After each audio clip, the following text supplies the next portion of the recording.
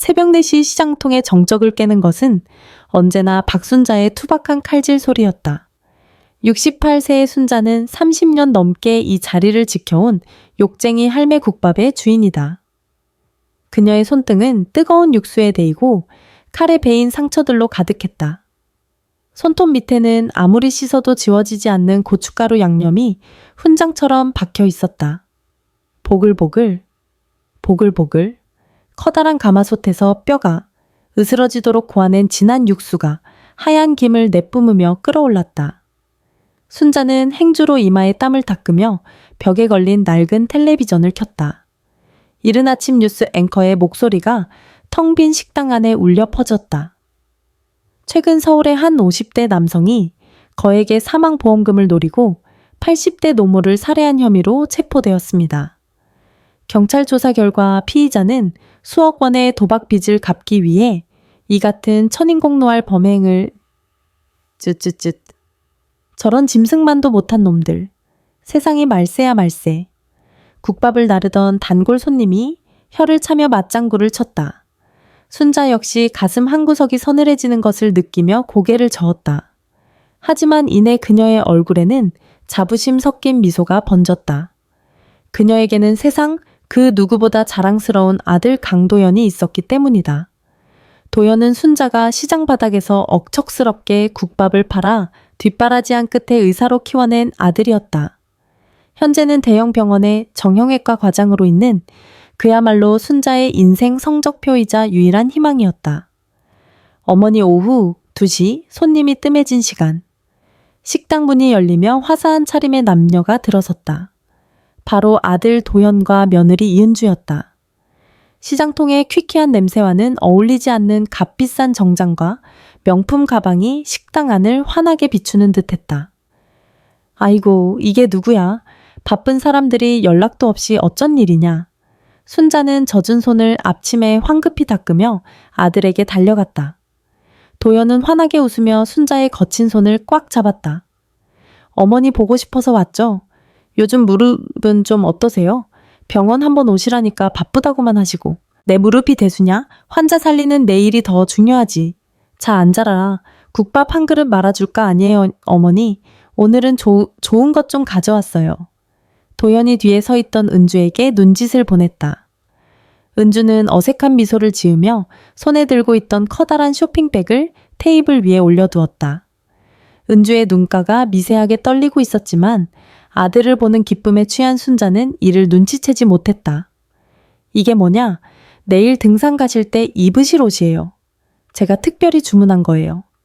쇼핑백 안에서 나온 것은 눈이 시릴 정도로 강렬한 형광 주황색 등산복 세트였다.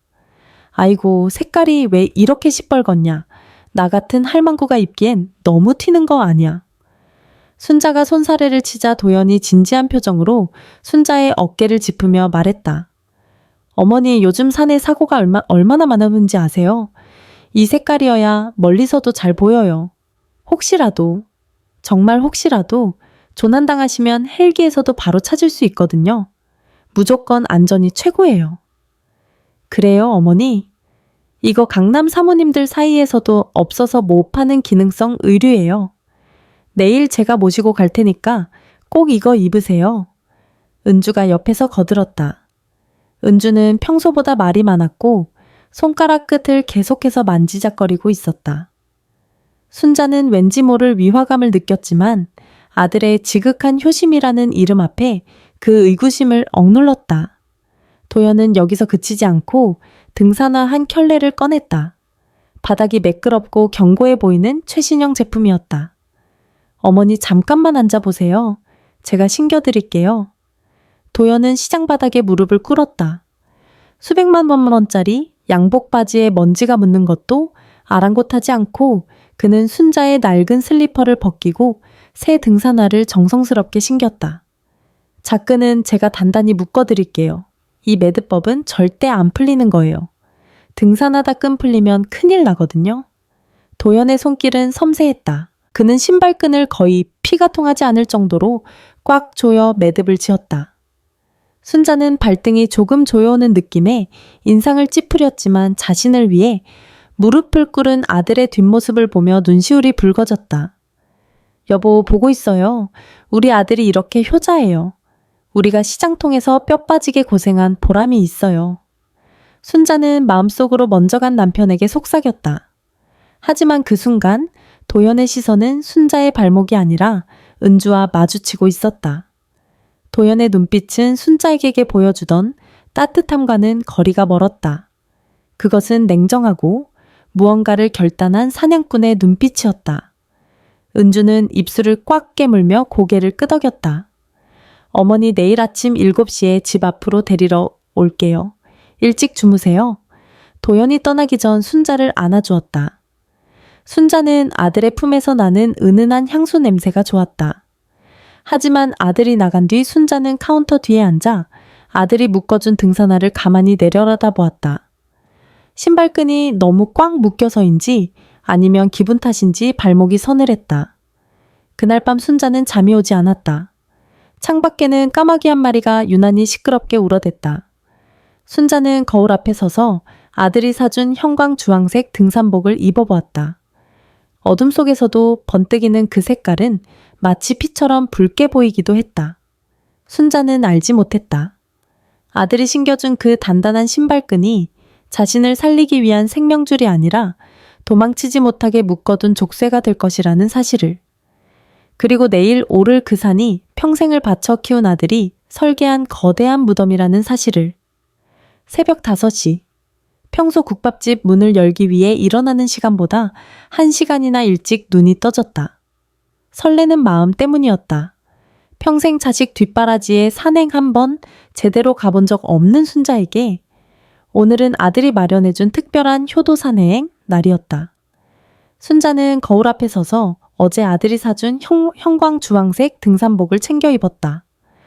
방 안의 어스름한 새벽빛 속에서도 옷 색깔은 눈이 시릴 정도로 번뜩였다. 마치 도로 위 공사장의 안전조끼 같기도 하고 멀리서도 뚜렷하게 보이는 표지판 같기도 했다. 허허, 참. 색깔 한번 다시 봐도 요란하네. 순자는 쑥스러운 듯 웃으며 아들이 신겨준 등산화를 다시 한번 확인했다. 도연이 어찌나 꽉 묶어놨던지 발목이 단단히 고정되어 피가 잘 통하지 않는 듯 저릿한 통찰이 느껴졌지만 순자는 그것조차 아들의 세심한 배려라 여겼다. 방 한쪽 10년 전 세상을 떠난 남편의 영정사진 앞에서 순자는 가방을 맸다. 여보, 나 우리 며느리랑 등산 갔다 올게. 도연이가 나 건강하라고 옷이랑 신발까지 다 사줬어. 당신은 못 봐서 어째. 우리 아들이 이렇게나 컸어. 오전 7시 정각. 집 앞 골목에 검은색 세단이 멈춰섰다. 며느리 은주의 차였다. 순자는 등산 가방을 들고 서둘러 내려갔다. 아가 일찍 오느라 고생했다 차에서 내린 은주의 얼굴을 본 순자는 흠칫 놀랐다. 평소 단정하고 생기 넘치던 은주의 안색이 흑빛이었기 때문이다. 눈 밑에는 짙은 다크서클이 내려 앉았고 화장으로도 가려지지 않는 초췌함이 역력했다. 은주야, 너 어디 아프니? 얼굴이 왜 이래? 아니에요, 어머니. 어제 잠을 좀 설쳐서요. 드라마 보느라. 호호. 은주가 억지로 입꼬리를 올리며 웃었지만 그 웃음은 금방이라도 깨질 것 같은 유리 가면처럼 위태로워 보였다. 은주의 손가락 끝은 미세하게 떨리고 있었고 자꾸만 손톱을 물어뜯는 버릇이 튀어나왔다. 근데 우리 도연이는 같이 않니? 그이가 갑자기 새벽에 응급수술이 잡혔대요. 환자가 너무 위중해서 도저히 빠질 수가 없다고. 어머니께 정말 죄송하다고 전해달래요. 아이고, 죄송하긴 무슨 의사가 사람 살리는 게 먼저지. 그래, 우리끼리 재밌게 놀다 오자. 순자는 대수롭지 않게 넘기며 조수석에 올라탔다. 차가 출발했다. 은주는 운전대를 잡은 손에 힘을 너무 준 나머지 손가락 마디마디가 하얗게 질려 있었다. 고속도로를 벗어나 국도로 접어들자 풍경이 점점 삭막해졌다. 내비게이션에 찍힌 목적지는 청룡산. 들어본 적 없는 낯선 이름이었다. 청룡산 거긴 처음 듣는구나. 유명한 산이니 네.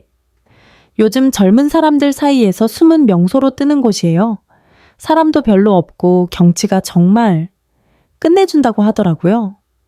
은주의 목소리는 확신이 없는 듯 떨리고 있었다. 운전 실력, 주행력도 평소답지 않았다. 신호를 놓쳐 급브레이크를 밟기 일쑤였고 옆 차선에서 경적을 울리자 소스라치게 놀라며 운전대를 휘청거렸다. 그때 차 안의 고요를 깨고 라디오 뉴스 소리가 흘러나왔다. 경찰은 어제 거액의 사망보험금을 노리고 가족을 상대로 사고사를 위장한 보험 사기단 일당 12명을 체포했습니다. 이들은 치밀한 계획해 가족을 낭떠러지로 몰아넣거나 탁 은주가 신경질적으로 라디오 전원을 꺼버렸다. 차 안에 숨막히는 정적이 흘렀다. 어머니, 요즘 뉴스는 맨날 무서운 이야기뿐이에요. 듣기 싫어서요. 은주의 목소리가 날카롭게 쏘아붙이듯 울렸다. 순자는 당황했다. 평소에 고분고분하던 며느리가 아니었다. 은주는 핸들을 잡은 채 연신침을 삼키며 사이드미러를 확인했다. 마치 누군가에게 쫓기는 사람처럼 보였다. 2시간쯤 달렸을까? 차는 비포장도로 끝자락의 한 허름한 입구에 멈췄다. 안내판은 반쯤 부서져 땅바닥에 뒹굴고 있었고 잡초가 무성하게 자라있어 등산로라기보다는 짐승들이 다니는 길 같았다. 여기 사람도 없고 으스스하다. 야, 정말 여기서 올라가는 거 맞니? 그럼요, 어머니. 요즘은 이런 언택트 산행이 유행이라니까요. 자, 내려요. 은주가 트렁크에서 가방을 꺼냈다. 그런데 은주의 배낭이 유난히 묵직해 보였다. 가방이 팽팽하게 당겨져 있어 지퍼 사이로 무언가 삐죽 튀어나와 있었다. 순자의 눈에 들어온 것은 두툼한 공업용 고무장갑이었다. 등산과는 전혀 어울리지 않는 무언가, 거친 작업을 할 때 쓰는 물건이었다. 아가, 저 장갑은 뭐니? 산에 가는데 웬 공업용 장갑이야? 은주의 안색이 순식간에 창백해졌다. 그녀는 황급히 장갑을 가방 안으로 깊숙이 쑤셔 넣으며 더듬거렸다. 아, 이거요? 아, 그게? 산에 돌이 많아서 손 다칠까 봐요. 도연 씨가 꼭 챙기라고 해서. 은주는 말을 채 끝내기도 전에 고개를 돌렸다.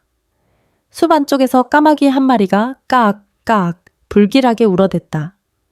순자는 묘한 불안감을 느꼈다.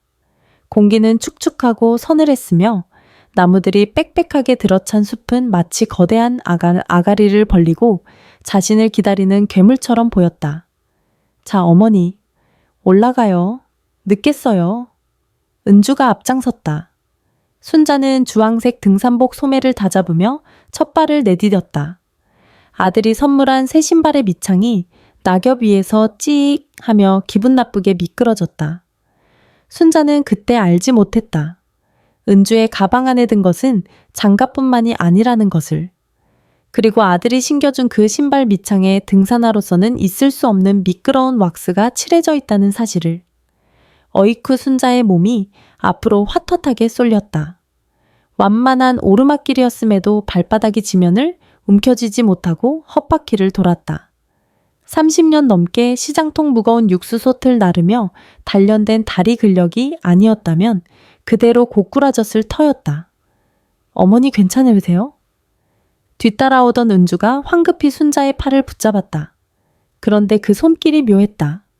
부축이라기엔 지나치게 억셌고 소나기의 힘이 순자의 몸을 안쪽이 아닌 길 바깥쪽 낭떠러지 방향으로 은근히 밀어내는 듯한 느낌이었다. 순자는 기분 탓이려니 하며 은주의 손을 뿌리치고 바닥을 내려다보았다. 이상하다. 새 신발이라 그런지 자꾸 미끄러지네. 도연이가 분명 미끄럼 방지 기능이 최고라고 했는데 순자는 등산화 밑창을 손으로 쓱 문질러 보았다. 손가락 끝에 미끈거리는 감촉이 남았다. 분명 새 신바닥인데 마치 양초를 문질러 놓은 듯 유난히 매끄러웠다. 상일에 젖은 낙엽과 흙이 신발 바닥에 붙지 못하고 겉돌았다. 길이 험해서 그래요, 어머니. 조금만 더 가면 평탄한 길 나와요. 힘내세요. 은주는 순자의 눈을 피하며 재촉했다. 은주의 이매에는 식은땀이 송골송골 맺혀 있었다. 그녀는 연신 뒤를 돌아보며 누군가 쫓아오는지 확인하듯 불안해했다. 청룡산은 은주의 말과는 전혀 달랐다. 숨은 명소라기엔 등산로 자체가 관리가 안 되어 있었고 무엇보다 산행을 시작한 지 1시간이 넘도록 개미새끼 한 마리 보이지 않았다. 빽빽하게 들어찬 침엽수림은 대낮인데도 햇빛을 차단해 주변을 어둑하게 만들었다. 오직 순자의 형광 주황색 등산복만이 이 음침한 숲속에서 비현실적으로 번뜩이고 있었다. 아가, 여기 정말 사람 다니는 길 맞니? 안내판도 하나 없고 요즘은 이런 데가 더 인기라니까요. 저기 보세요. 조금만 더 올라가면 정자가 있대요. 거기서 쉬었다가요. 은주에 가리킨 곳을 보니 썩어가는 나무 기둥이 위태롭게 서 있는 낡은 정자가 보였다. 순자는 다리가 후들거렸다. 아들이 꽉 묶어준 신발끈 때문에 발등에 피가 안 통하는지 발가락 끝이 감각을 잃어가고 있었다. 정자에 도착하자마자 순자는 마루 끝에 털썩 주저앉았다. 아이고 발이야. 은주야, 나 신발끈 좀 풀어야겠다. 발목이 너무 조여서 도저히 못 걷겠어. 순자가 허리를 숙여 매듭을 풀려 하자 은주가 기겁하며 달려와 순자의 손을 막아섰다. 안 돼요, 어머니. 도연 씨가 그랬잖아요. 이거 절대 풀리면 안 되는 매듭이라고요. 산에서 신발끈 풀리면 바로 사고로 이어져요. 제가 더 단단히 묶어드릴게요. 은주는 순자의 대답도 듣지 않고 다시 한번 신발끈을 옥죄었다. 순자의 미간이 고통으로 일그러졌다. 아야야, 너무 꽉 묶는 거 아니냐. 발등이 터질 것 같다야. 이래야 안전해요. 제 말 들으세요. 은주의 목소리는 평소의 상냥함은 온데간데 없고 차갑고 명령조였다. 순자는 멍하니 며느리의 얼굴을 바라보았다. 은주의 눈동자는 초점을 잃은 채 흔들리고 있었다. 그때 은주의 주머니에서 진동 소리가 울렸다. 은주는 화들짝 놀라며 휴대폰을 꺼냈다. 화면에 뜬 이름은 내 사랑 도연씨. 은주는 흠칫 순자를 보더니 몇 걸음 뒤로 물러나 전화를 받았다. 산속의 정막 덕분에 은주의 통화 내용이 띄엄띄엄 순자의 귀에 들어왔다. 응, 지금 정자야. 아니, 아직 자꾸 신발이 이상하다고 하셔서. 상대방의 목소리는 들리지 않았지만 은주의 대답은 점점 다급해졌다. 알았어. 한다고 했잖아. 제발 재촉 좀 하지 마. 나도 미칠 것 같으니까. 은주가 목소리를 낮추며 쏘아붙였다. 그녀의 등을 타고 흐르는 살기 어린 긴장감이 순자에게까지 전해졌다. 전화를 끄는 은주가 돌아서며 억지 미소를 지었다. 도연 씨예요. 어머니 걱정된다고. 정상까지 얼마나 남았냐고 묻네요. 우리 도연이는 참 이 바쁜 와중에도 어미 걱정뿐이네. 순자는 짐짓 모른 척 웃어 보였다. 하지만 심장이 쿵쿵 소리를 내며 뛰기 시작했다. 30년 넘게 시장 바닥에서 온갖 인간 군상을 겪으며 다져진 순자의 촉이 경고를 보내고 있었다. 아들의 과도한 친절, 며느리의 불안한 눈빛, 그리고 기름이라도 바른 듯 미끄러운 이 등산화. 순자는 가방 안에서 물통을 꺼내려다 손을 멈췄다. 며느리의 배낭지퍼 사이로 아까 보았던 공업용 고무장갑과 함께 노란색 케이블 타이 뭉치가 삐져나와 있는 것을 발견했기 때문이다. 등산과는 전혀 상관없는 사람의 손목을 묶기에 딱 좋은 크기의 물건들이었다. 어머니 이제 일어나요. 정상 근처에 정말 좋은 절벽 뷰가 있대요. 거기서 사진 찍어서 도연 씨 보내줘야죠. 은주가 순자의 팔을 강하게 잡아 끌었다. 그 손길은 부축이 아니라 사형장으로 향하는 죄수를 끌고 가는 집행인의 그것과 같았다. 순자는 침을 꿀꺽 삼키며 일어섰다. 형광 주황색 옷감 위로 식은땀이 배어나왔다. 이제 산은 더 이상 휴식처가 아니었다. 거대한 덫이었다. 산길은 정상을 향할수록 자비 없이 가팔라졌다. 양옆으로 늘어선 기괴한 모양의 바위들은 마치 금방이라도 순자를 덮칠 듯 위태롭게 서 있었다. 발밑에 젖은 흙과 낙엽은 아들이 사준 최신형 등산화를 비웃듯 미끄러워졌고 순자는 매 걸음마다 지팡이 대신 나뭇가지를 짚으며 온몸의 근육을 팽팽하게 긴장시켜야 했다. 은주야, 잠시만. 숨 좀 돌리자. 순자가 거친 숨을 내쉬며 걸음을 멈췄다. 형광 주황색 등산복 안은 이미 식은 땀으로 축축하게 젖어 있었다. 조금만 더 가면 돼요, 어머니. 다 왔어요. 은주는 뒤에서 순자를 독촉했다. 그녀의 얼굴에는 초조함이 서려 있었다. 은주는 자꾸만 자신의 시계를 확인하거나 핸드폰 신호가 터지는지 머리 위로 손을 들어 올리기도 했다. 어머니, 저 화장실 좀 다녀올게요. 갑자기 배가 좀 아파서요. 은주가 정자에서 조금 떨어진 숲 안쪽을 가리켰다. 화장실이 어디 있다고 그러냐? 아까 오다 보니 저쪽 뒤에 낡은 뒷간 같은 게 있었어요. 금방 다녀올 테니까 여기서 꼼짝 말고 기다리세요. 아셨죠? 은주는 순자의 대답을 기다리지도 않고 배낭을 맨 채 숲속으로 자취를 감췄다. 혼자 남겨진 적막함 속에서 순자는 마른 침을 삼켰다. 새소리조차 들리지 않는 이 산의 정적은 공포스러울 만큼 무거웠다. 그때였다. 정자 아래쪽 좁은 오솔길에서 부스럭거리는 소리가 들렸다. 순자는 고개를 돌렸다. 웬 남자가 비틀거리며 올라오고 있었다. 그는 번듯한 등산복 차림이 아니었다. 때가 꼬질꼬질하게 탄 회색 작업복에 낡은 운동화를 신고 있었고 머리는 며칠은 감지 않는 듯 헝클어져 있었다. 남자는 다리를 심하게 절뚝거리며 신음 섞인 숨소리를 내뱉었다. 아이구. 남자가 순자가 있는 정자 계단까지 다가왔을 때 그는 갑자기 발이 꼬인 듯 휘청거렸다. 아저씨 괜찮으세요? 순자가 본능적으로 손을 뻗어 남자를 부축하려 했다. 그 순간 남자가 쓰러지듯 순자의 품으로 달려들었다. 순자의 몸이 뒤로 밀려나며 중심을 잃으려던 찰나 남자의 거친 손이 순자의 어깨를 꽉 움켜쥐었다. 단순히 넘어지지 않으려는 몸짓이 아니었다. 남자의 고개가 순자의 귓가에 바짝 다가왔다. 시큼한 땀 냄새와 함께 났고 소름 끼치도록 차가운 목소리가 순자의 고막을 파고들었다. 할머니? 죽고 싶지 않으면 지금 당장 도망쳐요. 순자의 눈이 휘둥그레졌다. 남자의 손이 순자의 등산복 주머니 속으로 무언가를 쑤셔 넣는 감촉이 느껴졌다. 읽고 바로 찢어요. 며느리 믿지 마요. 아들놈이 시킨 겁니다. 남자는 그 말을 끝으로 순자를 밀치듯 떼어내더니 언제 다리를 절었냐는 듯 재빠른 걸음으로 정자 반대편 숲속 샛길로 사라져버렸다. 순식간에 벌어진 일이었다. 마치 귀신이라도 본 듯 남자가 사라진 자리에는 마른 낙엽만이 뒹굴고 있었다. 순자는 떨리는 손으로 주머니 속을 더듬었다. 손끝에 꼬깃꼬깃하게 접힌 종이 조각이 만져졌다. 심장이 입 밖으로 튀어나올 것만 같았다. 은주가 돌아오는지 확인하며 순자는 조심스럽게 종이를 펼쳤다. 그것은 어느 편의점 영수증 뒷면에 휘갈겨 쓴 메모였다. 아들 강준호가 지난주에 어머니 사망보험금 10억 수령인을 며느리로 바꿨음. 오늘 여기서 사고사 처리할 계획임.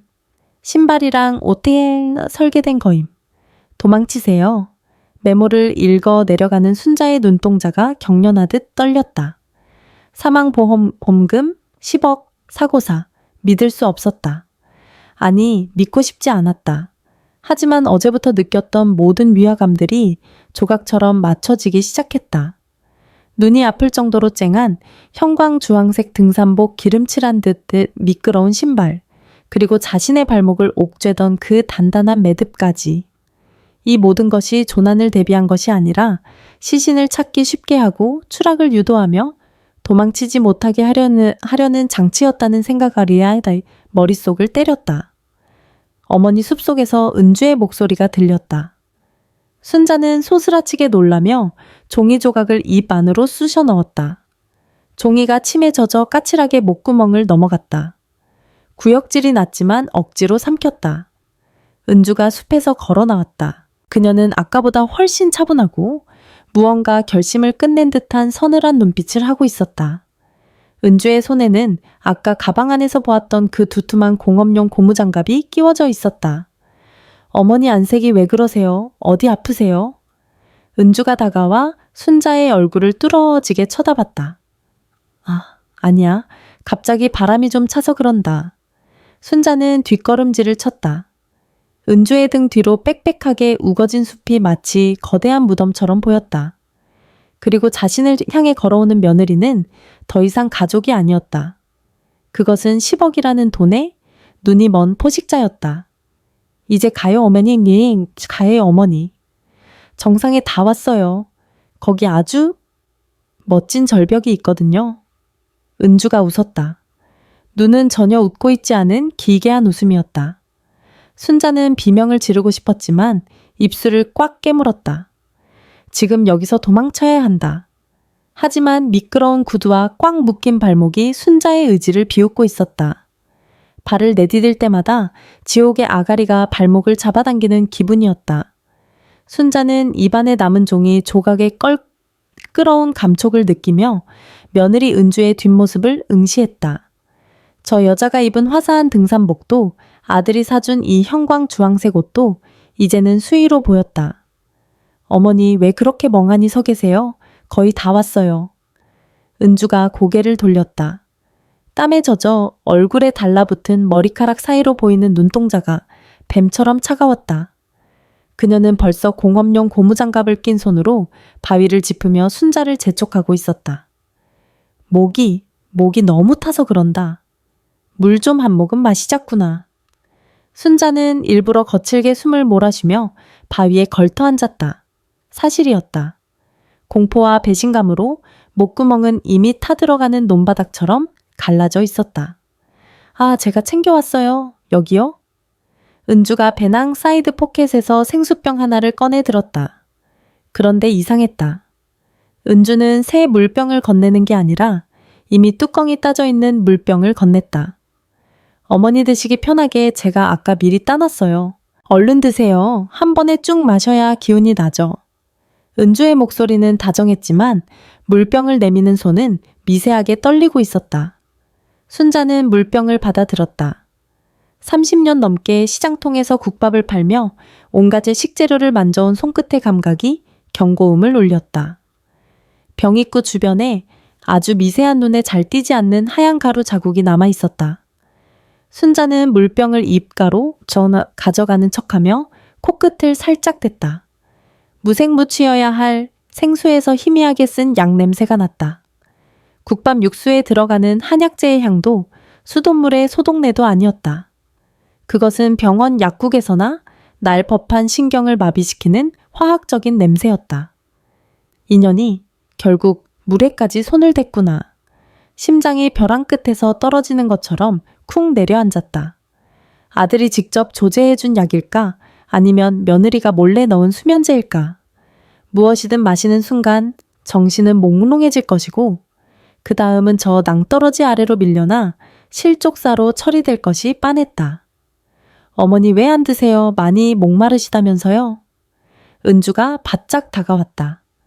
그녀의 그림자가 순자를 덮쳤다. 아, 그래. 마셔야지. 근데 은주야, 너도 땀을 너무 많이 흘렸다. 네가 먼저 한 모금 마셔라. 시어미만 마시기 미안하구나. 순자는 인자한 미소를 지으며 물병을 다시 은주에게 내밀었다. 순간 은주의 안색이 시체처럼 창백해졌다. 그녀는 마치 물병에 불이라도 붙은 듯 손사래를 치며 뒤로 물러났다. 아니요, 전 아까 화장실 다녀오면서 수돗물 마셨어요. 괜찮아요. 어머니 다 드세요. 수돗물이라니 배탈 나면 어쩌려고 그러느냐. 이 물이 비싸고 좋은 거라며 어서 한 모금 해라. 순자가 끈질기게 물병을 들이밀자 은주의 눈동자가 미친 듯이 흔들렸다. 아니라니까요. 전 싫어요. 어머니 드시라고 가져온 건데 왜 자꾸 저한테 그러세요? 날카로운 비명에 가까운 소리가 숲의 정막을 깨뜨렸다. 은주는 아차 싶은지 입술을 깨물며 고개를 숙였다. 순자는 확신했다. 이 물병은 독배였다. 그래, 내 마음이 그렇다면 내가 마셔야지. 순자는 천천히 물병을 입으로 가져갔다. 은주의 시선이 순자의 목을대에 고정됐다. 순자는 물을 입안에 한 모금 가득 머금었다. 하지만 삼키지 않았다. 대신 목을 크게 뒤로 젖히며 꿀떡 소리를 냈다. 연극이었다. 시장 바닥에서 진상 손님들을 상대하며 배운 일종의 처세술이었다. 어휴, 살 것 같네. 자, 이제 가자. 순자는 입가를 손수건으로 닦는 척하며 입안에 머금고 있던 물을 손수건 속으로 교묘하게 뱉어냈다. 손수건이 금방 눅눅해졌다. 어머니 더 안 드세요? 다 드셔야 하는데? 은주의 목소리에 초조함이 묻어났다. 약 기운이 돌 때까지 시간을 벌어야 한다는 계산일 터였다. 됐다. 너무 마시면 또 화장실 가고 싶어질라. 나머지는 가방에 넣어두마. 순자는 물병을 자신의 배낭 깊숙이 집어넣었다. 나중에 살아남는다면 이것은 가장 강력한 증거가 될 것이다. 다시 걷기 시작했다. 길은 이제 한 사람이 겨우 지나갈 정도로 좁아졌다. 오른쪽은 깎아지른 듯한 절벽이었다. 순자는 일부러 다리가 풀리는 척 비틀거렸다. 은주에게 자신이 약에 취해가고 있다는 착각을 심어주기 위해서였다. 어머니 정신 차리세요. 저기만 돌면 바로 정상이에요. 은주의 목소리가 이제는 노골적인 흥분으로 바뀌어 있었다. 그녀의 고무장갑 낀 손이 순자의 주황색 등산복 어깨 쪽으로 서서히 다가왔다. 순자는 젖은 손수건을 꽉 움켜쥐었다. 손수건에 묻은 하얀 약 가루가 손바닥을 따갑게 찔러왔다. 도연아, 네가 정말 내 아들이 맞느냐? 이 애미를 죽여서 내 빚을 갚겠다고? 눈앞이 뿌옇게 흐려졌다. 약기운 때문이 아니라 가슴 속에서 터져나온 뜨거운 눈물 때문이었다. 하지만 순자는 눈물을 훔치지 않았다. 지금 울면 죽는다. 저 여자가 저 절벽 끝에서 밀어버리기 전에 내가 먼저 살아남을 방도를 찾아야 했다. 정상북은 안개가 자욱하게 낀 바위 끝이 보였다. 그곳은 사진을 찍기에 좋은 장소가 아니라 누군가를 조용히 없애기에 더없이 완벽한 장소였다. 안개는 한 치 앞도 내다볼 수 없을 만큼 자욱했다. 청룡산 정상부근의 낙조대는 이름과 달리 죽음의 그림자가 짙게 깔린 곳이었다. 발밑으로는 까마득한 낭떠러지가 안개 너머로 입을 벌리고 있었고 불어오는 산바람은 날카로운 칼날처럼 형광주황색 등산복 소매를 핥히고 지나갔다. 어머니 다 왔어요. 저기 바위 끝에 서 보세요. 경치가 정말 끝내줘요, 어이요. 은주의 목소리가 떨리고 있었다. 공포 때문인지 아니면 곧 저지를 범죄에 대한 흥분 때문인지 알 수 없었다. 그녀는 고무장갑을 낀 손으로 휴대폰을 꺼내서 들었다. 도연 씨한테 사진 찍어서 보내줘야죠. 어머니가 이렇게 건강하게 정상까지 오셨다고요. 자, 조금만 더 뒤로 가보세요. 순자는 뒷걸음질을 쳤다. 아들이 사준 등산화 밑창이 매끄러운 바위 표면 위에서 찍 소리를 내며 미끄러졌다. 뒤꿈치 아래로 작은 돌멩이들이 굴러 떨어졌다. 한참이 지나서야 탁탁쿵 하며 바닥에 부딪히는 소리가 아스라이 들려왔다. 떨어지면 뼈도 못 추릴 높이였다. 은주야, 꼭 여기서 찍어야겠니? 무서워서 못 서 있겠다. 순자는 약에 취한 척 비틀거리며 신음 섞인 소리를 냈다. 눈동자에 초점을 흐리고 입술을 파르르 떨었다. 은주의 눈이 번뜩였다. 그녀는 순자가 먹지도 않은 약기운이 돌기 시작했다고 확신한 듯했다. 그때 정막을 깨고 은주의 휴대폰이 요란하게 울렸다. 내 사랑 도연 씨였다. 은주는 흠칫 놀라며 전화를 받았다. 서두름 때문이었을까? 아니면 순자가 이미 정신이 나갔다고 생각한 방심 때문이었을까? 그녀는 무심결에 스피커폰 버튼을 눌렀다. 여보 나야. 아직이야. 휴대폰 너머로 들려온 목소리. 그것은 순자가 평생을 바쳐 키운 아들 도연의 목소리였다. 하지만 평소 순자에게 들려주던 다정하고 사근사근한 아들의 목소리가 아니었다. 짜증과 조급함이 섞인 낯설고 냉혹한 짐승의 목소리였다.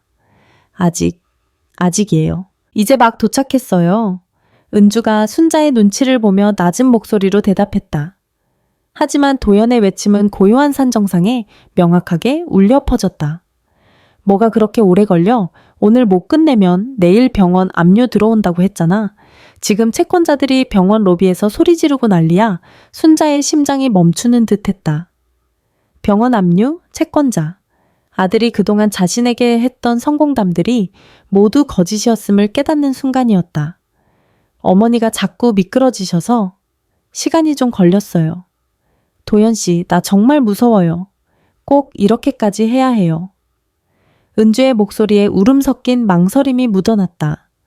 그러자 휴대폰 너머에서 도연의 서늘한 비웃음 소리가 들려왔다. 무섭긴 뭐가 무서워 사고 사잖아. 그 노인네 어차피 살 만큼 살았어. 그 신발 신고 거기 서 있으면 누구나 미끄러져. 당신은 그냥 살짝 거들어주기만 하면 돼. 10억이야 은주야. 10억이면 우리 다시 시작할 수 있어 그 노인네. 순자의 눈에서 뜨거운 눈물이 왈칵 쏟아졌다. 아들의 입에서 나온 그 단어는 가슴을 갈기갈기 찢어놓았다. 새벽마다 뼈다귀를 삶고 손마디가 뒤틀리도록 국밥을 날라 의사로 키워낸 결과가 고작 보험금 10억짜리 노인네였다니. 지금 안개 자욱하지? 헬기에서도 그 주황색 등산복은 바로 보일 거야. 시신 찾기도 쉬워야 사고 처리가 빠르니까. 자, 지금이야. 눈 딱 감고 밀어 도연씨. 밀어버리라고 당장 전화가 끊겼다. 은주는 휴대폰을 주머니에 넣고 천천히 순자를 향해 다가왔다. 그녀의 눈에는 이제 망설임 대신 살기가 가득했다. 고무장갑을 낀 두 손이 순자의 어깨를 향해 뻗어나왔다. 어머니, 죄송해요. 그이가 너무 힘들대요. 우리도 살아야 하잖아요. 은주가 힘껏 순자의 어깨를 밀쳤다.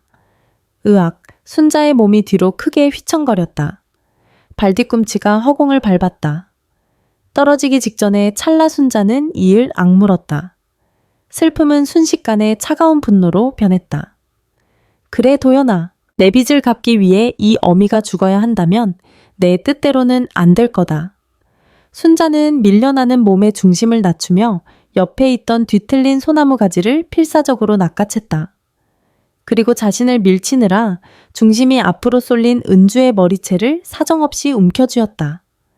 이 독한 연하 순자의 고함이 산 정상을 울렸다. 시장통 욕쟁이 할매의 섯을 퍼런 기운이 되살아난 순간이었다. 은주는 비명을 지르며 순자와 함께 바닥을 뒹굴었다. 안개 속에서 두 여자의 처절한 비명이 뒤섞였다. 순자는 아들이 사준 그 절대 풀리지 않는 매듭이 지어진 등산화를 바위에 고정하며 버텼다. 이제 연극은 끝났다. 진짜 사투가 시작된 것이다. 이거 놔놓으라고 이 망할 할망구야. 은주의 비명이 안개 낀 절벽에 날카롭게 울려 퍼졌다. 평소 시어머니 앞에서 고양이 앞에 쥐처럼 굴던 며느리의 입에서 나온 말이라고는 믿기지 않는 악다군이었다. 은주는 머리채를 잡힌 채 바닥을 긁으며 발버둥 쳤지만 순자의 소나기는 좀처럼 풀리지 않았다.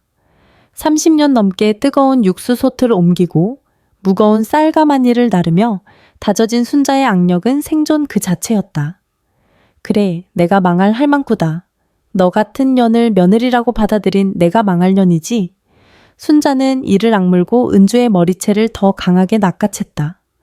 분노가 전신으로 퍼지며 아드레날린이 솟구쳤다. 아까 마시는 척했던 수면제 섞인 물 때문인지 약간의 어지러움이 있었지만 배신감이라는 독약이 그보다 훨씬 강하게 순자의 정신을 깨우고 있었다. 도연이가 시켰냐? 내 아들놈이 내가 젖먹여 키운 그놈이 너더러 나를 밀라고 했냐고. 순자는 은주의 뺨을 사정없이 내리쳤다. 찰싹 서슬 퍼런 마찰음이 안개를 찢었다. 은주는 비명을 지르며 옆으로 고꾸라졌다. 그 충격에 은주가 메고 있던 배낭이 바닥에 나동그라지며 지퍼가 터져 나갔다. 배낭 안에서 온갖 물건들이 쏟아져 나왔다.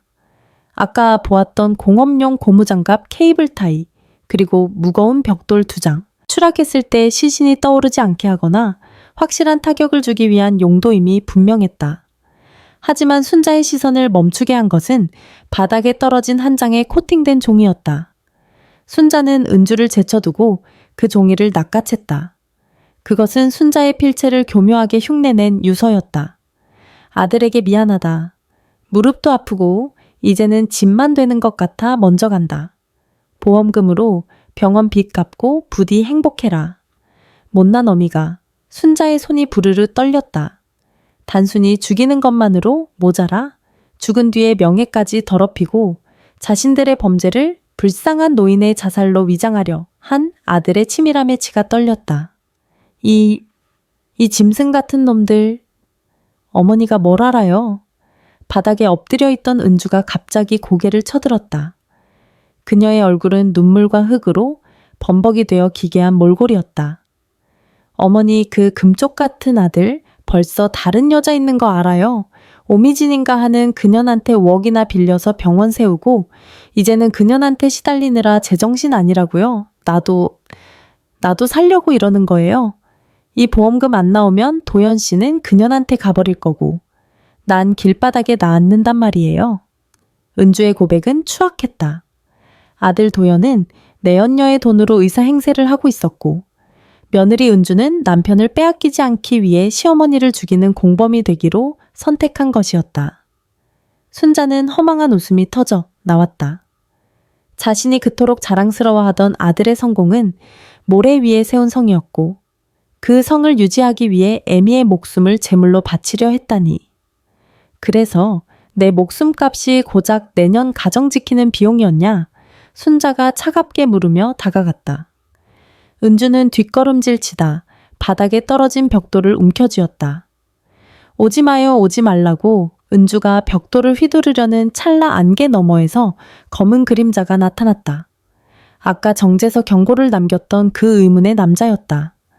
남자는 순식간에 다가와 은주의 손목을 낚아채 벽돌을 빼앗았다. 그리고 그녀를 바닥으로 거칠게 밀쳐냈다. 거기까지 하시지. 이미 다 녹음대에 했으니까. 남자의 손에는 소형 녹음기와 카메라가 들려 있었다. 그는 은주의 절망적인 비명을 뒤로하고 순자를 향해 고개를 숙였다.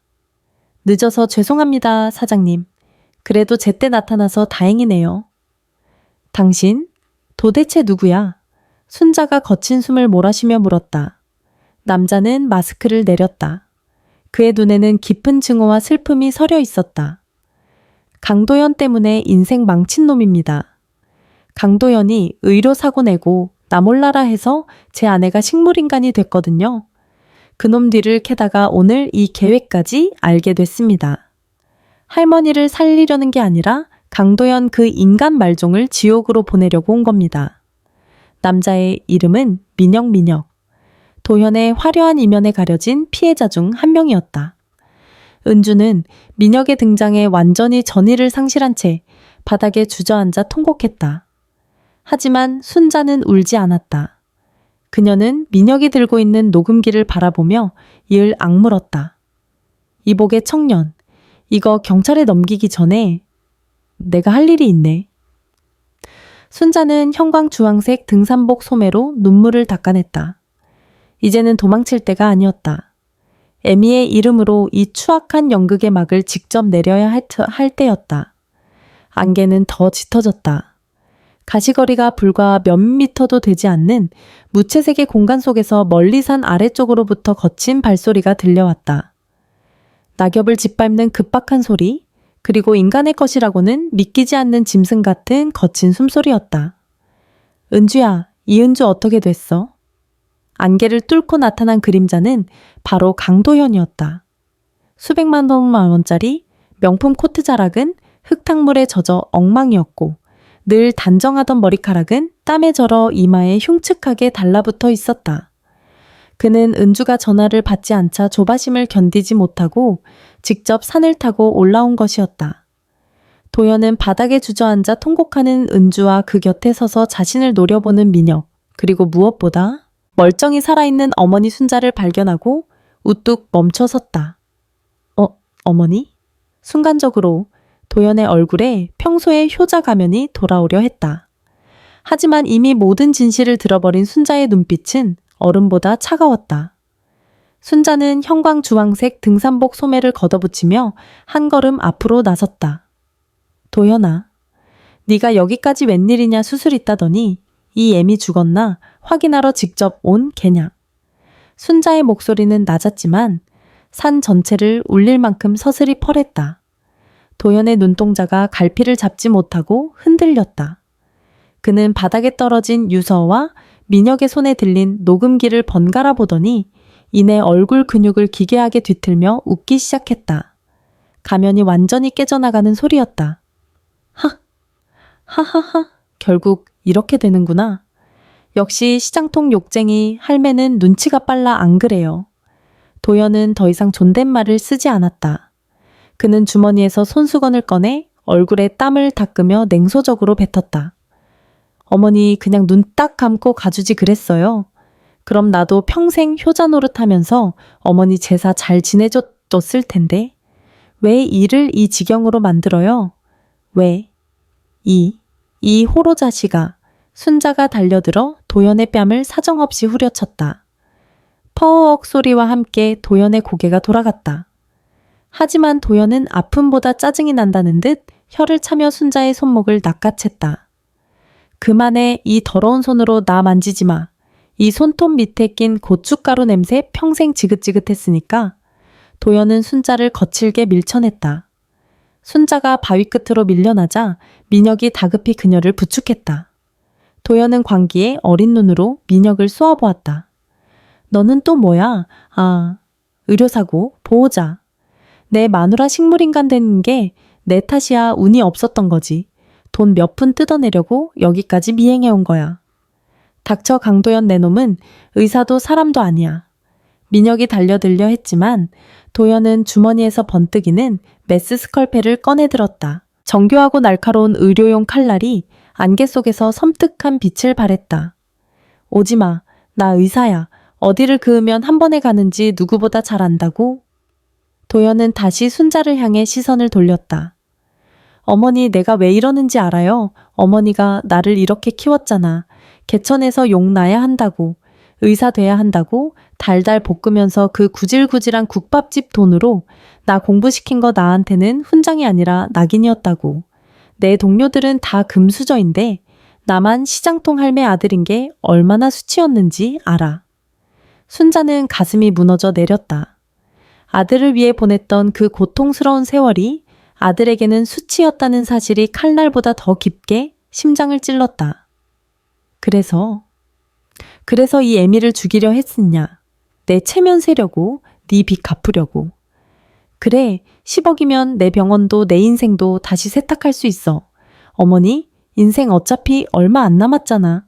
68이면 살 만큼 살았지. 뭘 더 욕심을 내. 도연이 칼을 휘두르며 다가왔다. 미친 개처럼 변해버린 아들의 모습에 은주는 비명을 지르며 머리를 감싸 쥐었다.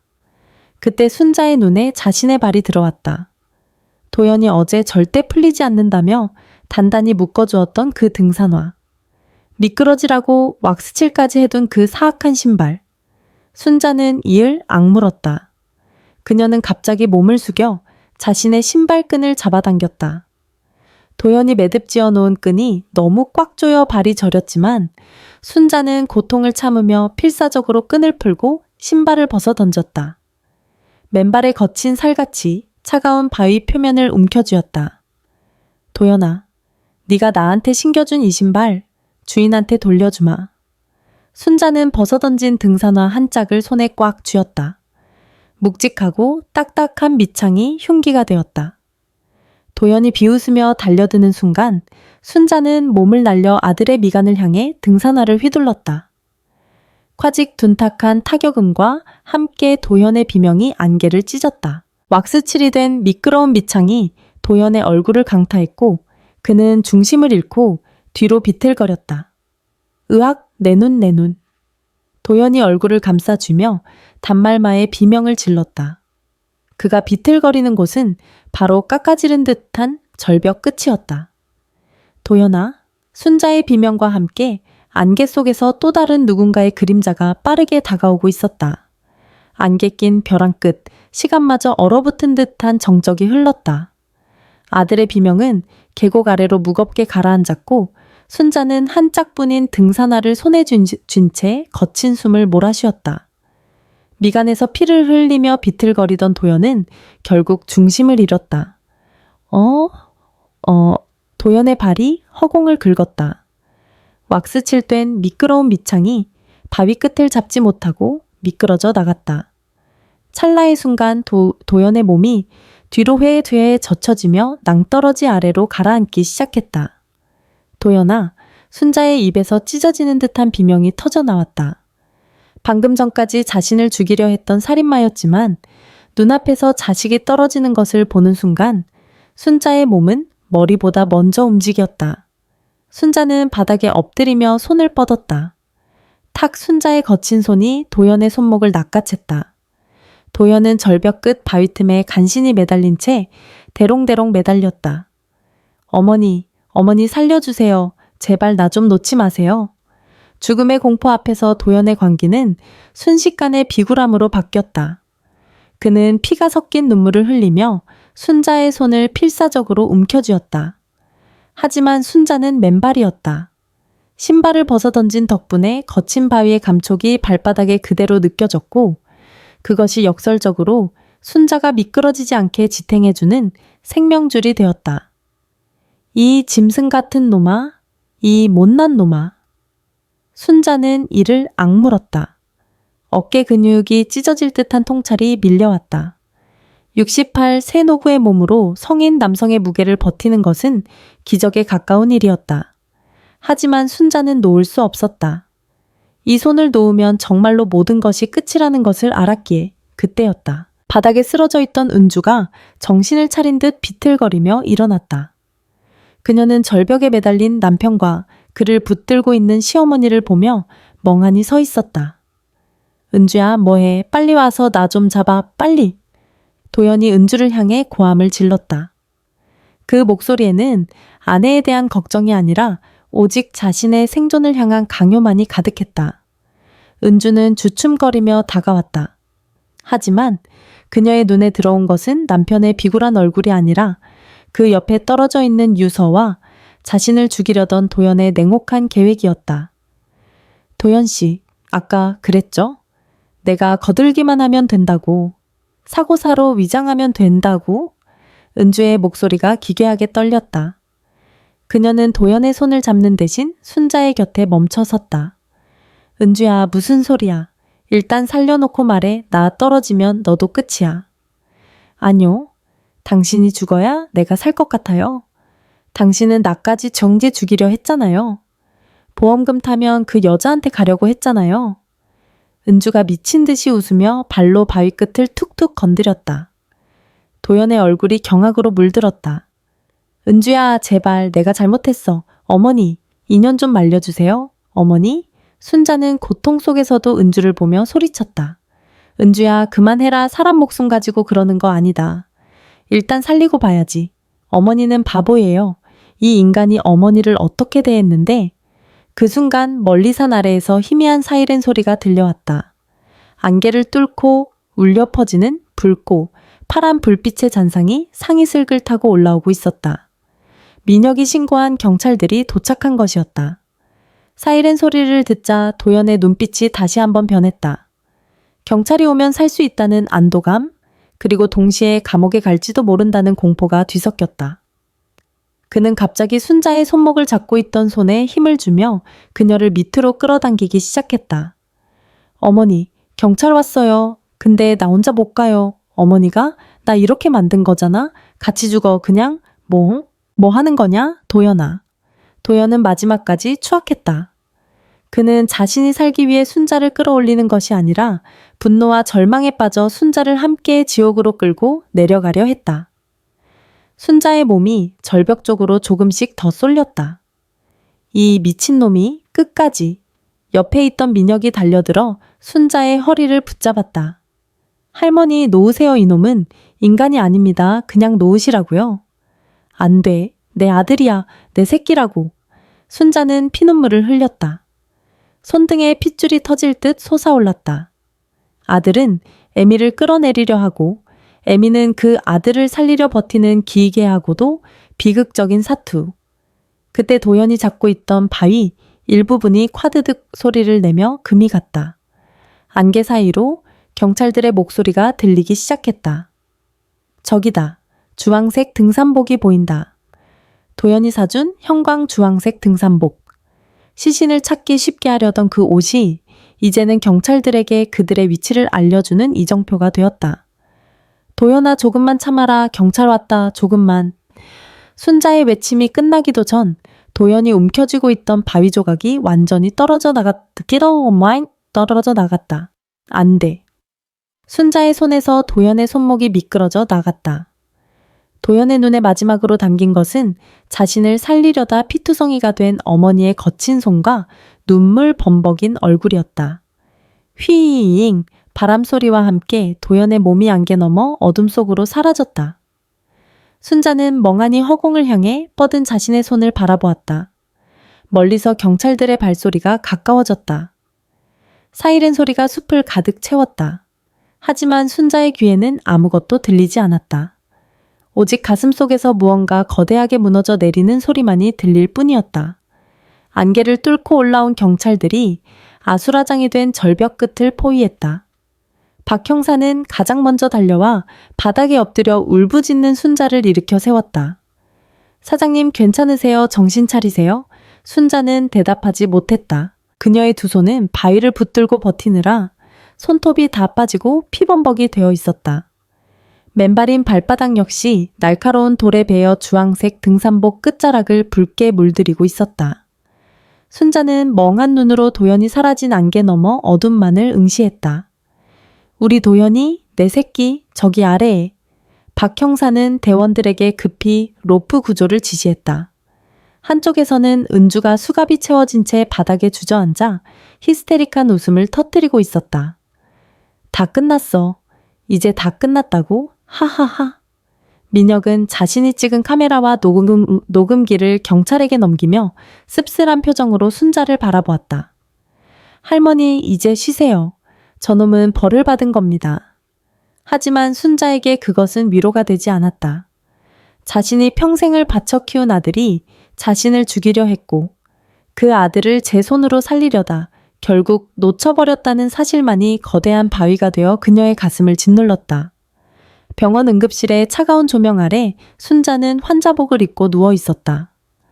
손과 발에 칭칭 감긴 붕대가 그녀의 처절했던 사투를 증언하고 있었다. 병실 밖은 취재진과 경찰들로 소란스러웠다. 의사 아들의 존속살해 미수 사건은 이미 전국적인 뉴스거리가 되어 있었다. 문이 열리고 박 형사가 들어왔다. 그의 표정은 어두웠다. 사장님, 강도연 씨 찾았습니다. 순자의 눈동자가 힘겹게 흔들렸다. 살았니? 우리 도연이 살았어.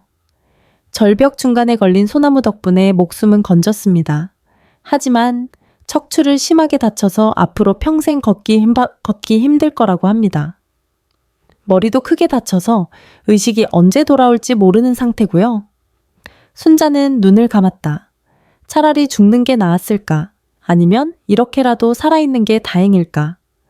에미를 죽이려던 아들이 평생 누워서 지내야 한다는 형벌을 받은 셈이었다. 그때 화려한 원피스의 하이힐 소리를 요란하게 내며 한 여자가 병실 안으로 들이닥쳤다. 도연의 내연녀 오미진이었다. 그녀는 경찰에 재질을 뿌리치고 순자의 침대 맡으로 다가왔다. 당신이 강도연 엄마야. 미진의 목소리는 슬픔이 아니라 분노와 경멸로 가득 차 있었다. 그녀는 명품 가방에서 두툼한 서류 뭉치를 꺼내 순자의 이불 위에 내던졌다. 이것 좀 봐. 당신 아들이 나한테 어떻게 했는지. 내 돈 5억 가로채서 병원 빚 갚는 데 쓰고 그것도 모자라서 당신 보험금 타면 나랑 도망가자고 가머니설 늘어놓던 놈이야. 근데 알고 보니 보험금 수령인을 마누라로 해놨더라. 나를 이용만 하고 버리려 했던 거라고. 서류에는 도연이 미진에게 쓴 차용증과 위조된 병원 장부 그리고 순자의 보험금으로 도박빚을 청산하려 했던 치밀한 자금 계획서가 들어있었다. 강도연 그 인간 당신 앞에서는 효자 코스프레 했겠지만 속은 썩을 대로 썩은 괴물이었어. 당신이 시장 바닥에서 국밥 팔아 뒷바라지하는 동안 그놈은 당신을 언제든 현금화할 수 있는 담보 정도로 생각했다고? 순자는 떨리는 손으로 서류를 집어들었다. 그 안에는 도연이 미진에게 보낸 메시지도 있었다. 조금만 참아. 그 노인네만 처리하면 우리 인생 피는 거야. 내 손에 피 안 묻히고 깔끔하게 끝낼 테니까. 아. 순자의 입에서 짐승 같은 신음이 흘러나왔다. 도연은 단순히 빚 때문에 우발적인 범행을 저지른 것이 아니었다. 그는 아주 오래전부터 에미를 죽일 계획을 세우고 내연녀와 아내를 저울질하며 가장 잔인한 길을 선택한 것이었다. 이보게, 미안하네. 내가 자식을 잘못 키웠어. 순자가 갈라진 목소리로 사죄하자 미진은 비웃으며 돌아섰다. 미안하면 돈으로 갚아. 근데 어쩌나 강도연 병원이며 재산이며 다 압류돼서 당신한테 돌아갈 건 한 푼도 없을 텐데 당신이 평생 모은 국밥집 건물도 그놈이 이미 담보로 잡혔더군. 미진이 쐐기를 박듯 내뱉고 병실을 나갔다. 순자는 멍하니 천장을 바라보았다. 평생의 헌신 자식을 향한 맹목적인 사랑 그리고 억척스럽게 모은 재산까지. 아들은 애미의 모든 것을 갉아먹고 쓰레기처럼 버렸다. 병실 안으로 붉은 노을이 스며들었다. 순자는 붕대 감긴 손으로 가슴을 쥐어뜯으며 소리 없이 울었다. 그때 박 형사가 다시 들어와 긴박하게 말했다. 사장님, 강도연 씨 의식이 돌아왔답니다. 그런데 계속 사장님만 찾고 있어요. 형량을 줄여보려는 속셈인지 아니면 정말 할 말이 있는 건지. 순자는 자리에서 일어났다. 비틀거리는 몸을 이끌고 아들이 누워있는 중환자실로 향했다. 이제는 마지막 심판을 할 차례였다. 중환자실의 공기는 서늘하다 못해 비릿했다. 규칙적으로 울리는 심박동기의 삐삐의 소리는 마치 죽음이 다가오는 발자국 소리처럼 고요한 실내를 채웠다. 박순자는 휠체어에 의지한 채 온갖 기계장치에 매달려 있는 아들 도연 앞에 섰다. 불과 이틀 전만 해도 오만하게 메스를 휘두르던 병원 과장의 모습은 간데없었다. 전신에 붕대를 감고 산소호흡기에 의지해 가쁜 숨을 몰아쉬는 도연은 그저 으스러진 고깃덩거리에 불과해 보였다. 도연아. 순자의 갈라진 목소리에 도연의 눈꺼풀이 파르르 떨리더니 천천히 떠졌다. 초점이 맞지 않던 그의 눈동자가 순자를 발견하자마자 격렬하게 흔들렸다. 어버? 니. 호흡기 마스크 너머로 웅걸거리는 목소리가 새어나왔다. 도연의 눈에서 굵은 눈물방울이 흘러내려 붕대를 적셨다. 전신마비로 손가락 하나 까딱할 수 없는 그가 할 수 있는 유일한 의사표시는 눈물뿐이었다.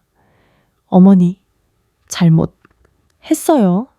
나 좀 살려주세요. 경찰한테 사고였다고 말해줘요. 제발. 도연의 목소리는 참회라기보다 비굴한 애원에 가까웠다. 순자는 그 눈물을 가만히 내려다보았다. 예전 같았으면 가슴이 찢어져 함께 울었겠지만 지금 순자의 가슴은 얼음장처럼 차갑게 식어 있었다. 그녀는 품 안에서 아까 미진이 던져주고 간 서류 뭉치를 꺼내 도연의 가슴 위에 올려놓았다. 이거 봐라. 네가 미진이라는 애한테 보낸 메시지다. 그 노인네만 처리하면 인생 핀다고? 네가 직접 쓴 거 맞지? 도연의 눈동자가 순식간에 굳었다. 그는 변명이라도 하려는 듯 입술을 달싹였지만 순자는 말을 멈추지 않았다. 내가 너를 어떻게 키웠는데 시장 바닥에서 손톱이 빠지게 일해서 너 의사 만들었을 때 나는 세상을 다 가진 줄 알았다. 내 손등에 핀 검버섯이 내 가운에 하얀 빛을 만든 줄 알았어. 그런데 내 눈에는 내가 그저 돈으로 바꿔먹을 노인네로만 보였더냐? 순자의 목소리가 떨리며 높아졌다. 너 내 국밥집 건물도 담보로 잡혔더라. 내 애미가 평생 뼈 빠지게 일해서 남긴 유일한 집까지 내 도박 빚으로 날려버려. 그것도 모자라 나를 죽여서 유서까지 조작해. 어머니, 그게 아니에요. 다 병원이 어려워서 은주가 시킨 거예요. 마지막 순간까지 도연은 비겁했다. 그는 모든 책임을 아내인 은주에게 돌리며 목숨을 구걸했다. 그 추악한 모습에 순자는 참아왔던 실소를 터뜨렸다. 끝까지 제 마누라 탓을 하는구나. 네가 직접 절벽에서 나를 밀 때 내 눈을 똑똑히 보면서 죽으라고 소리치던 내 눈빛. 나는 평생 못 잊는다. 그건 은주가 시킨 게 아니라 내 속에 들어있던 악마가 한 짓이야. 순자는 휠체어에서 힘겹게 일어나 도연의 침대 곁으로 바짝 달아갔다. 그녀는 붕대가 칭칭 감긴 도연의 뺨을 거친 손으로 어루만졌다. 사랑이 아니라 마지막 작별의 손길이었다. 도연아, 너는 살 거다. 죽지 못해 살 거야. 네가 그토록 경멸하던 시장통 할망구의 피가 내 몸속에 흐르고 있으니까 질기게 살아남겠지. 하지만 이제 너한테 어머니는 없다. 도연의 눈에 공포가 서렸다. 어머니, 어디 가요? 나 여기 혼자 두지 마요. 어머니, 경찰에 다 말할 거다. 네가 나를 죽이려 했다고. 네가 유서를 조작하고 보험금을 노렸다고 하나도 빠짐없이 증언할 거야. 그게 내가 너한테 줄 수 있는 마지막 뒷바라지다. 감옥에서 평생 누워 지내며 네가 지은 죄를 곱씹어라. 순자는 미련 없이 돌아섰다. 등 뒤에서 도연의 절규가 들려왔다. 기계음이 미친 듯이 울리고 의료진이 뛰어들어왔지만 순자는 뒤돌아보지 않았다. 중환자실 문을 나서자 박 형사가 기다리고 있었다. 사장님 괜찮으세요? 순자는 품 안에서 꼬깃꼬깃해진 형광 주황색 등산복 소매 조각을 꺼내 쓰레기통에 던져 넣었다. 형사님, 이제 다 끝났습니다. 진술서 쓰러 가시죠. 내가 아는 모든 걸 말하겠습니다. 순자의 걸음걸이는 당당했다. 비록 손과 발에는 상처가 가득했지만 30년 넘게 시장을 호령하던 욕쟁이 할매의 눈빛이 다시 살아나 있었다. 그녀는 이제 아들의 어머니가 아닌 자기 인생의 주인으로 돌아가고 있었다. 사건이 터진 뒤 세상은 한동안 시끄러웠다. 의사 아들의 존속살해 미수 사건은 매일같이 뉴스에 오르내렸고 순자의 국밥집 앞에는 구경꾼과 기자들이 구름처럼 몰려들었다. 하지만 순자는 그 모든 소음을 뒤로하고 가게 문을 걸어 잠갔다. 그녀에게 필요했던 것은 사람들의 동정이 아니라 찢겨나간 마음을 꿰맬 고요한 시간이었다. 그로부터 1년이 지났다. 새벽 4시 시장통의 정막을 깨는 것은 다시 순자의 투박한 칼질 소리였다. 1년 전 그날처럼 가마솥에서는 진한 육수가 하얀 김을 내뿜으며 끓어오르고 있었다. 순자는 행주로 이마에 땀을 닦으며 주방 한편에 걸린 낡은 거울을 보았다. 주름은 더 깊어졌고 볼살은 쪽 빠졌지만 눈빛만은 맑고 단단했다. 그녀는 개수대 옆에 놓인 행주 하나를 집어들었다. 눈이 시릴 정도로 선명한 형광 주황색 행주. 아들이 자신을 죽이기 위해 사주었던 그 등산복을 잘라 만든 것이었다. 누군가는 끔찍한 기억이라며 당장 버리라고 했지만 순자는 이 옷감을 버리지 않았다. 그릇의 기름때를 닦아낼 때마다 그녀는 다짐했다. 자식에 대한 헛된 집착과 과거의 상처도 이 행주처럼 깨끗이 닦아내겠노라고. 사장님 문 열었소. 아침 7시 첫 단골 손님이 들어왔다. 박 형사였다. 이제는 사건 담당자가 아니라 순자의 국밥 없이는 아침을 시작하지 못하는 평범한 단골로 돌아와 있었다. 어여 오쇼. 늘 먹던 걸로 주랴 그럼요. 사장님 국밥 맛은 1년이 지나도 변함이 없네. 박 형사가 웃으며 국밥을 들이켰다. 도연의 소식은 박 형사를 통해 간간히 전해 들었다. 도연은 교도소 병동에서 전신마비 상태로 수감 생활을 이어가고 있다고 했다. 은주는 실형을 선고받고 복역 중이었다. 순자는 면회를 가지 않았다. 핏줄이라는 이름으로 지켰던 집착을 놓아버린 순간 비로소 진정한 평화가 찾아왔기 때문이었다. 점심 장사가 폭풍처럼 지나간 오후 3시경. 가게 문이 조심스럽게 열리며 낡은 청바지에 후줄근한 티셔츠를 입은 청년 하나가 들어왔다. 26쯤 되었을까? 면접이라도 보고 온 듯 서류 봉투를 든 청년의 어깨가 축 늘어져 있었다. 순대국 하나 주세요. 청년은 구석자리에 앉아 허겁지겁 국밥을 먹기 시작했다. 며칠은 굶은 사람처럼 국물을 벌컥벌컥 마시는 그 모습이 예전 고등학생 시절 도연의 모습과 겹쳐 보였다. 순자는 말없이 공깃밥 하나를 더 얹어 청년의 테이블에 놓아주었다. 식사를 마친 청년이 계산대로 왔다. 그는 떨리는 손으로 카드를 내밀었지만 기계에서는 잔액 부족이라는 비정한 알림음이 울렸다. 죄송합니다. 제가 지금 잠깐. 청년의 얼굴이 순식간에 홍당무처럼 달아올랐다. 그는 당황하며 주머니를 뒤졌지만 그 어디에도 10,000원짜리 한 장은 나오지 않았다. 고개를 푹 숙인 청년의 뒷덜미가 애처로웠다. 순자는 가만히 그 청년을 바라보다가 형광 주황색 행주로 카운터를 쓱 닦으며 말했다. 됐다. 오늘 개업 기념이라 공짜다. 네, 하지만 대신 나중에 취직해서 첫 월급 타면 그때 와서 곱빼기로 사 먹어라. 됐으니까 어여가봐. 순자는 인자하게 웃으며 청년의 등을 떠밀었다. 청년은 연신 허리를 굽혀 인사하며 가게를 나섰다. 일주일 뒤 가게 문이 활짝 열리더니 그 청년이 다시 들어왔다. 정장 차림의 밝은 표정이었다. 그의 손에는 비타민 음료 한 박스와 편지 한 장이 들려 있었다. 할머니, 저 합격했습니다. 그때 주신 국밥 한 그릇이 제 인생을 살렸어요. 정말 감사합니다. 청년의 이름은 도윤. 부모 없이 자라 외로웠다는 그는 순자의 따뜻한 국밥에서 죽었던 희망을 보았다고 했다. 순자는 도윤이 건넨 편지를 읽어 내려갔다. 할머니 피가 섞여야만 가족은 아니라고 생각합니다. 저를 믿어주신 할머니의 마음이 저에게는 가장 큰 힘이었습니다. 자주 찾아올게요. 순자의 눈시울이 붉어졌다. 뱃속으로 낳은 자식은 애미를 죽이려 했지만 생판남인 이 청년은 국밥 한 그릇에 진심 어린 감사를 전하고 있었다. 그날 밤 가게 영업을 마친 순자는 남편의 영정 사진 앞에 앉았다. 사진 속 남편은 여전히 온화하게 웃고 있었다. 순자는 잔에 소주 한 잔을 따라 올리며 혼잣말을 했다. 여보, 나 아직 살아있어요. 그리고 앞으로도 오래오래 살 거예요.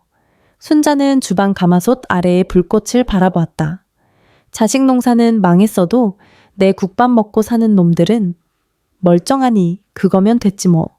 내 인생 아직 헛장사 안 했어요. 순자는 다시 형광주황색 행주를 집어들고 테이블을 닦았다. 가게 안에는 구수하고 따뜻한 국밥 냄새가 가득 찼다. 그것은 배신과 상처를 이겨낸 살아있는 사람만이 맡을 수 있는 가장 아름다운 향기였다. 순자는 다시 국자를 들었다. 내일 올 손님들을 위해 그리고 자신을 기다리는 내일의 삶을 위해 국밥은 다시 힘차게 끓어오르고 있었다.